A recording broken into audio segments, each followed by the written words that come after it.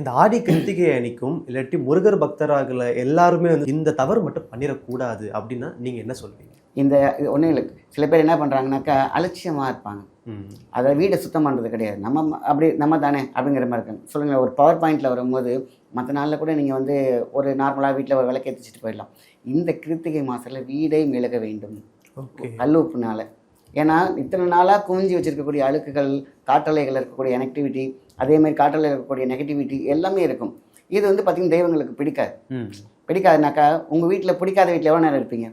ஒரு ஃபங்க்ஷனுக்கு போகிறீங்க, அங்கே உங்களுக்கு பிடிக்காத ஒருத்தர் வந்து உட்காந்துட்டு இருக்கிறாரு, கிளம்புவோம் எப்படான்னு இல்லை, போயிட்டு ஏதாவது ஒரு காரணம் சொல்லிட்டு கிளம்பிடுவீங்க இல்லையா?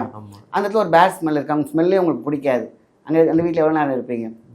சில அழகான ஒரு வாசனை இருக்கும், ஆனால் உங்களுக்கு பிடிக்காது, வாசனை தான், ஆனால் உங்களுக்கு பிடிக்கல, எவ்வளோ நேரம் இருப்பீங்க? தலைவலிக்கிற மாதிரி இருக்கும் இல்லையா? உங்களுக்கு பிடிக்காத விஷயங்கள் இருந்தால் அந்த இடத்துல நீங்களே இருக்க மாட்டீங்க, தெய்வம் இப்படி இருக்கும்.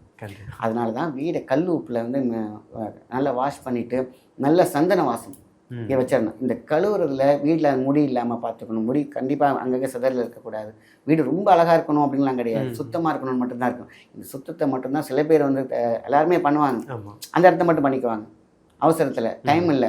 அந்த வீடே அந்த சுத்தம் பண்ணணும். அந்த கிருத்திகை மாதத்தில் வீடே கல் உப்பில் மாப் பண்ணிவிட்டு அதுக்கப்புறம் நீங்கள் அழகான ஒரு சாண்டில் ஸ்மெல் இல்லை சாண்டில் ஊதுபத்தி இப்படி வச்சுருங்க. அந்த இடத்துல அன்றைக்கின்னு ஒரு முடிவு எடுத்துடணும், அன்றைக்கி மட்டும் சண்டை போட்டக்கூடாது. முதல் கோணம் முற்றும் கோணங்கிற மாதிரி செய்யவே கூடாது. தவறுன்னு கேட்டிங்களா, அன்றைக்கி மட்டும் நீங்கள் எவ்வளோ பிரச்சனைகள் இருந்தாலும் ஒன்லி ப்ளஸ் ப்ளஸ் ப்ளஸ். ஏன்னா அன்றைக்கி தான் சொல்லுவாங்க இன்ஃபைனிட்டியில் ஒரு 8ன்னு சொல்லுவாங்க. இன்ஃபைனிட்டியில் அந்த இன்ஃபைனிட்டியில் நீங்கள் மைனஸில் ஆரம்பிச்சிட்டிங்க அப்படின்னா கடைசி வரைக்கும் அந்த இன்ஃபைனிட்டி மைனஸ் தான். தலைகளை நின்னாலும் பார்த்தீங்கன்னா மாறாது.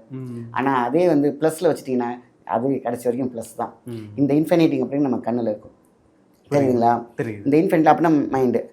இந்த இடத்துல நீங்கள் கோவத்தை வச்சுட்டிங்கன்னா அகத்தில் தீ இருந்தால் அத்தனை காலமும் எரிஞ்சிக்கிட்டே இருக்கும் அந்த வீடு.